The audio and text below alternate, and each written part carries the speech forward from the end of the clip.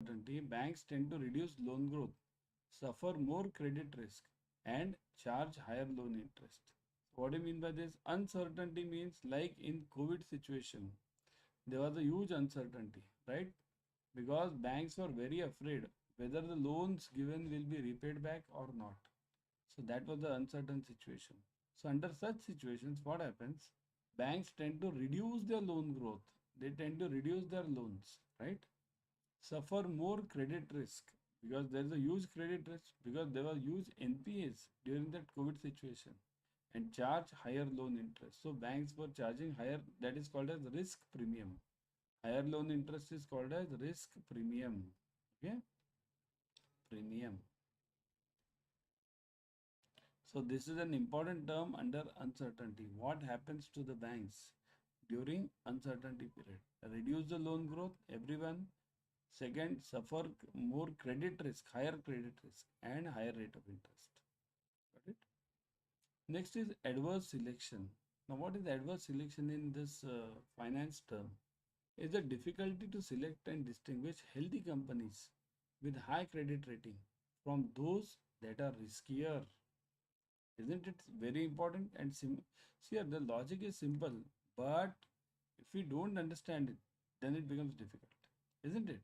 So adverse selection is basically difficulty to select and distinguish healthy companies with high credit rating from that of the from those which are riskier. How will you select these? This you get it from the rating agencies nowadays. See here, you can solve this problem using the rating agencies like we have Civil over there, then we have CRISIL over there. All these companies give the ratings to various companies.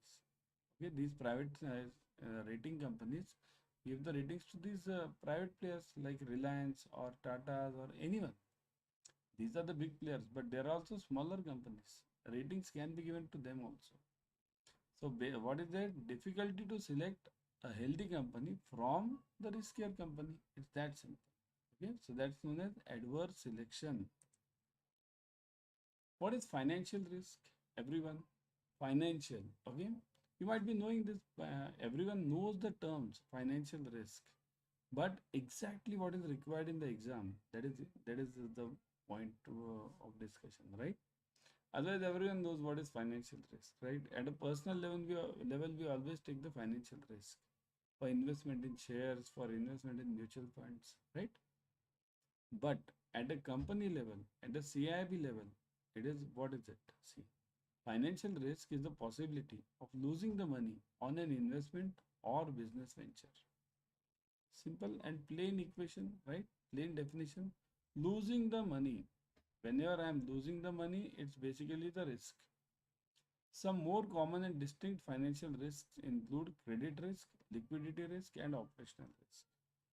So these are the common and distinct financial risks. So common risk means what here? I always face the problem of credit risk. What is this credit risk? Credit risk means if the bank gives a loan to somebody, whether the loan will be repaid or not. That is known as credit risk. Whether it will be repaid or not. Okay. Liquidity means what? If I give too many loans, suppose if the bank gives a higher percentage of loan as compared to its deposits, then it will be facing a difficulty in paying the normal rate of interest also. Okay, or normal liquidity risk it will face for paying the common bills. So liquidity means whenever you give the loan, you should always see to it that the loan percentage it has a maximum limit up to for the deposit purposes, deposit percentages. If I have given a deposit of rupees, if I am having a deposit of rupees 100, I must give the loan up to 70 rupees only. 70% is a good ratio for loans. Okay. So liquidity risk. And next one is operational risk. Operational means what? Operational risk relates to my operations. Means my employee errors or my system failure or my region failure, area failure. Area means what? There's a terrorist attack, there is a flood. So all these lead to operational risks. So financial risk also has these parts: credit, liquidity, and operational risk. Clear, simple. Risk adjusted return. Now tell me, What is risk adjusted return? Firstly, tell me risk adjusted means what? Okay, I'll ask you a question over here. Suppose if you are investing in FD of a nationalized bank or in a mutual fund, you are investing in a FD or in a mutual fund. Which of the investments will carry higher risk over here? Will the FD of the bank carry higher risk or will the mutual fund carry the higher risk? What do you say? Type fast in the comment section. Which one of the which one of the investment will carry higher risk? Investment in FD of the bank or investment in mutual fund? Obviously, isn't it mutual fund? So that's why the returns from those mutual funds are always called as risk adjusted returns. The risk adjusted returns measures the profits on the investment your investment has made relative to the amount of the risk the investment has represented throughout the given period of time. So what is the risk involved in this investment? Amount of risk, okay, relative to the amount of risk, that is important. Now if I invest in bank FD, then the risk is zero. Nationalized bank FD, then the risk is zero, okay. But if I invest in mutual fund, there is the risk involved in it. So this risk factor I'll have to consider using my this other derivative products. So this risk is to be mitigated using the derivative products. So those derivative products will require higher cost. See here, if you are buying I'll give you a simple example over here. Okay. Suppose if you are buying Reliance right now, Reliance share. Okay. You are buying a Reliance share at let's say 2500, expecting it to go up. Okay. But if it goes down, then to cover this downside potential or downside risk, what do? This risk is covered using put options. But this put options, whenever you buy this put option will carry the cost because put option doesn't come for free. So this will carry the cost. So this is known as the risk, amount of risk, and it is known as the risk capital. Risk capital. How much risk capital I keep for my risk to cover my risk. Okay. So this is for to cover the downside. I'll buy a put, and this put will cost me something, and this will be known as my risk capital, which I keep it aside. Okay. Everyone subscribe to Officers Adda 24/7 YouTube channel. In this channel, you will be getting the latest updates on JIB and CIB from IIBF. Means IIBF gives various notifications regarding dates, times, change in the subjects. So all these are immediately given on the Officers Adda 24/7. Also, you get free YouTube series, right? Free YouTube series right now. What are you watching right now? Free YT series. So same free YT series, you get it for all the subjects. Okay, so subscribe to it, click on the bell icon right now. Okay. Risk adjusted return on capital, RAROC. What is RAROC? Have you heard this term RAROC? Type yes in the comment section. Have you heard this term before? RAROC.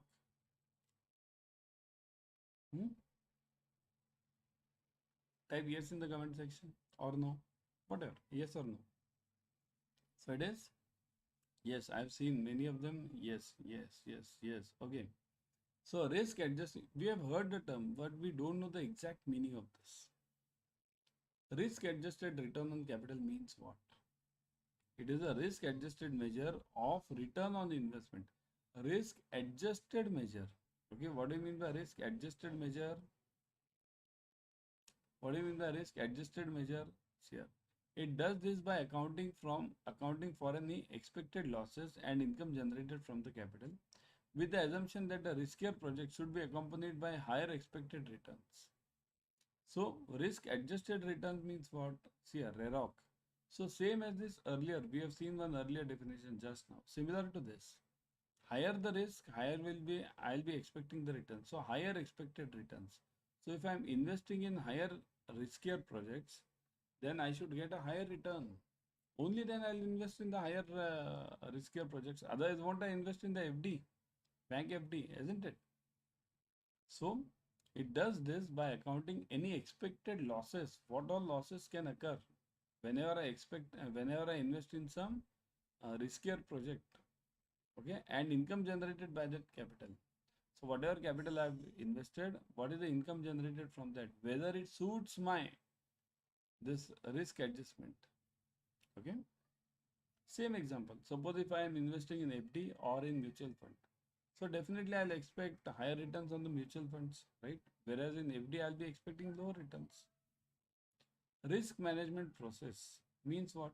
Managing the impact of the risk by analyzing, forecasting, and making predictions based on the historical trends. It also includes taking corrective measures to reduce the impact of the risk. So, what do you mean by this? See here, managing the impact of the risk by analyzing, forecasting, and making predictions based on the historical trends.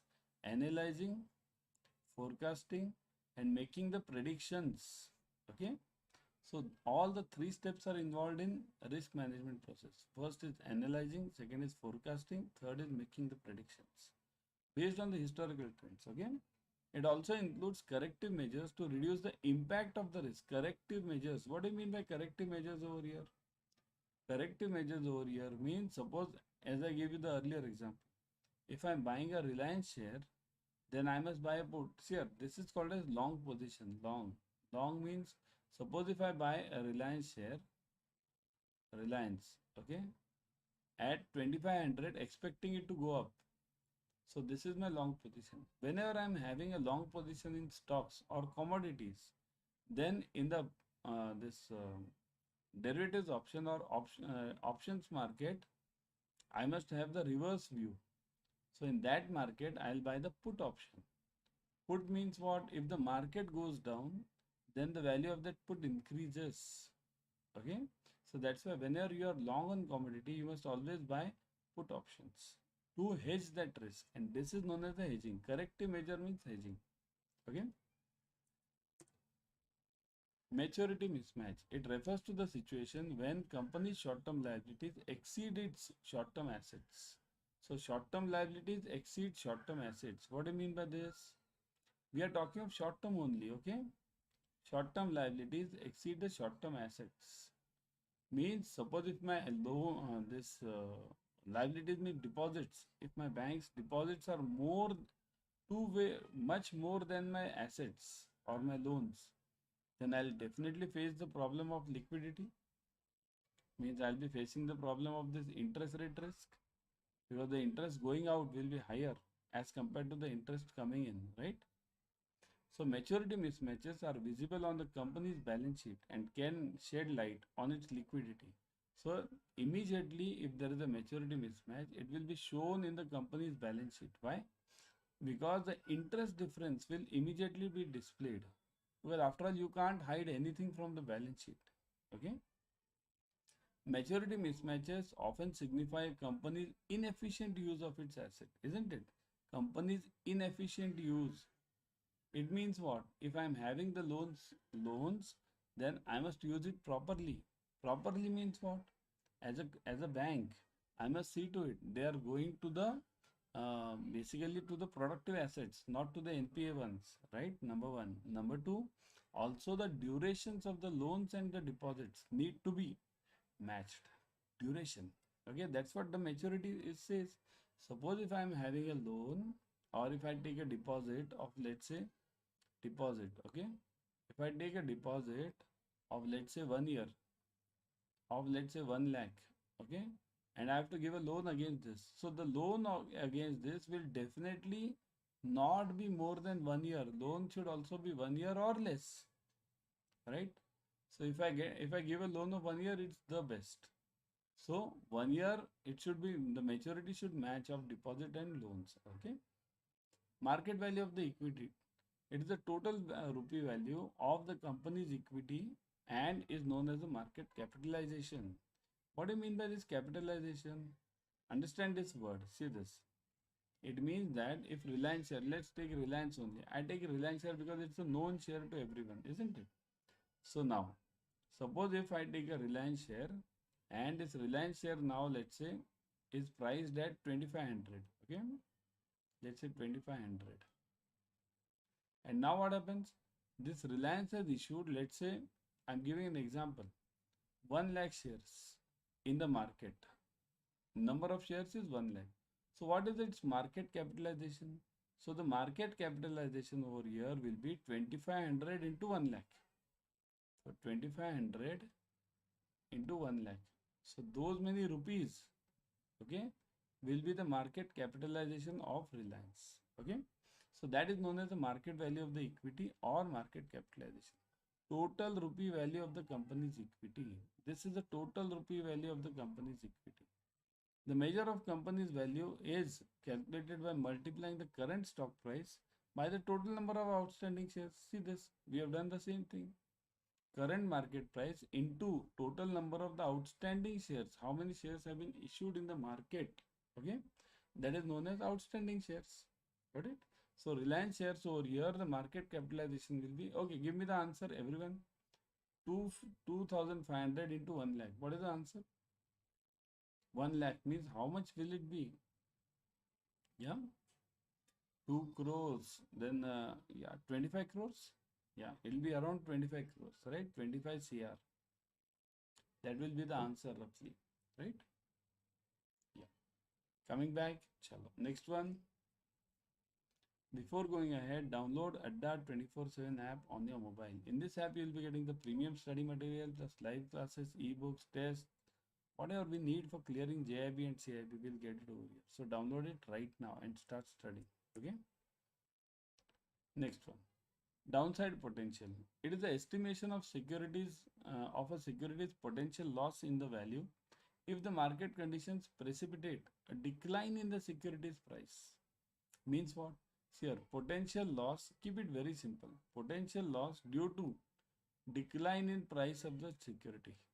Means, for example, we have studied this in our ABM also, okay, or in our JIB also.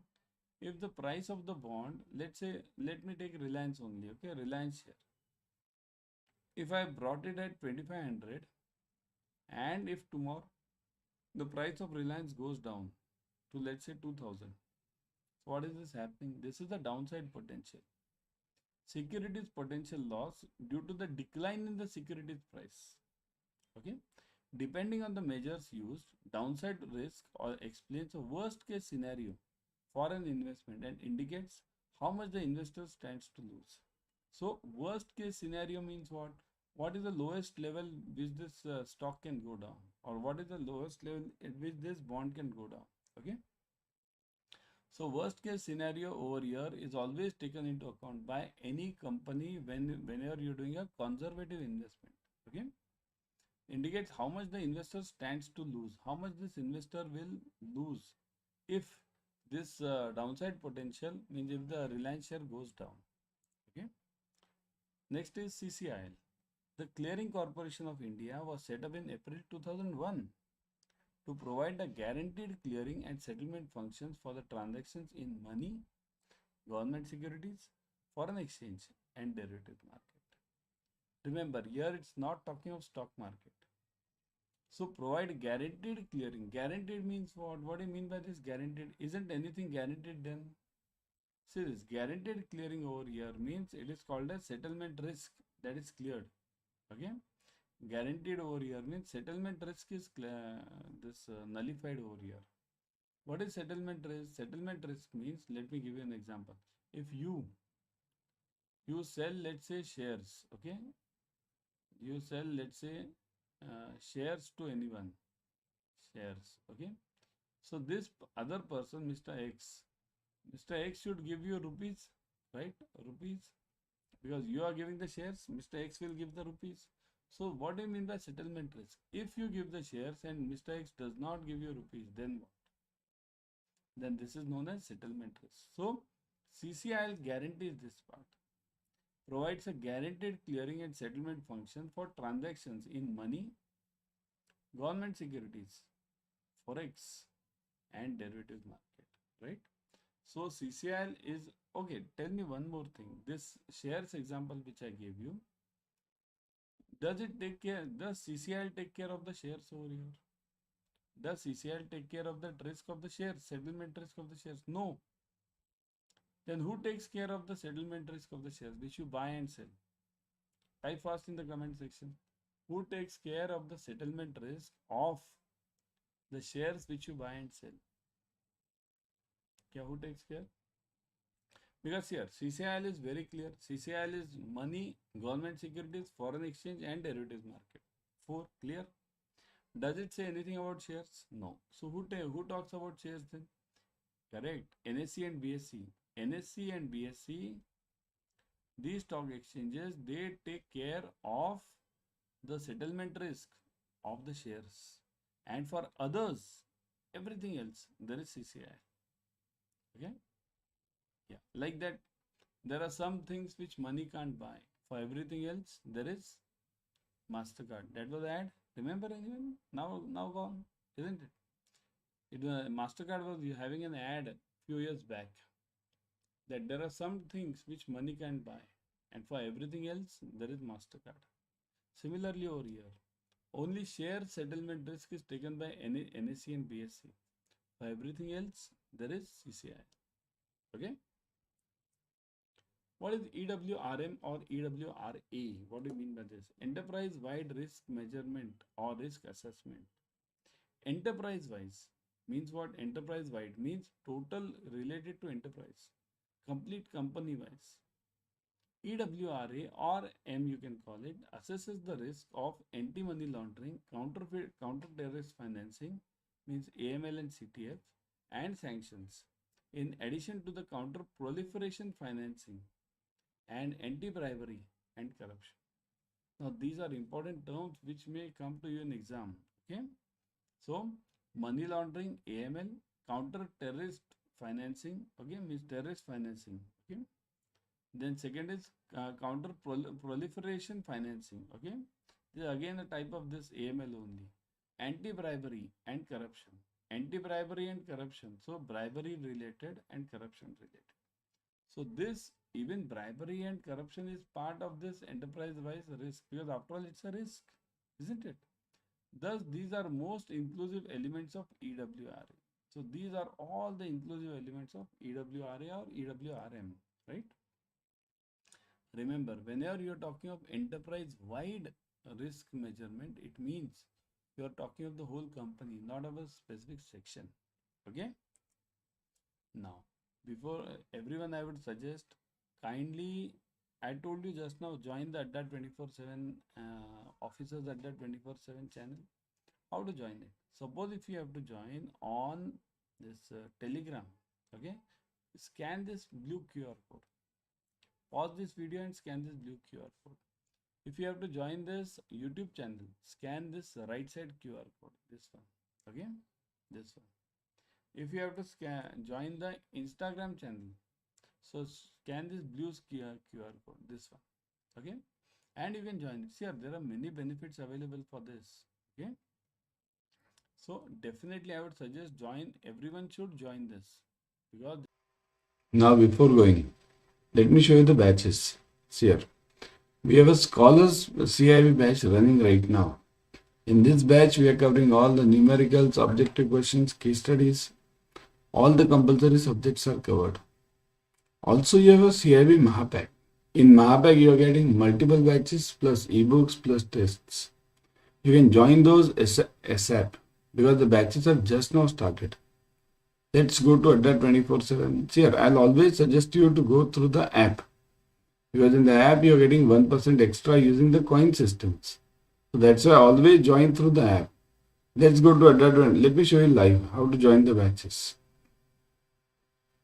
Here, go to Adda 24/7. Here, go to JIB and CIB. Click on CIB June 24. Then look at see the batches. Click on view all. Scholar CIB batch. Click on this CIB. This is an English batch. Click on this batch. Now you will see the fees. Look at this. 5,999.75. 75% off. Click on buy now. Now here put the code Y432. Okay. Let it come. Yeah. Y432 with this. Click on apply. Now look at this. You are getting 77% off using this Y432 code. So use this code Y432. Okay. So join this batch and you can join the Mahapack also. In the Mahapack you are getting multiple batches. Look at this. Let me show you Mahapack also. Share, go to Adda 24/7. CAIIB June again. Click on CAIIB Mahapack 2.0. Here you are getting multiple batches here. If you buy for you are having the validity of 3 months, 6 months and 12 months. Now look at the fees again. Click on buy now. Same, put the code Y432. 432. Click on apply. Okay. So 77% off you are getting again. And what are you getting in this? You are getting ebooks plus videos plus test series plus online classes. Now click on ebooks. Look at the ebooks. They are subject wise. Click on each subject, any subject you want. You are getting chapter wise ebooks. Now you can click on this test. Similarly, subject wise tests are available. Click on this subject wise test. You will get chapter wise test. Okay. Mock 1, 2. So it's at such a detailed level.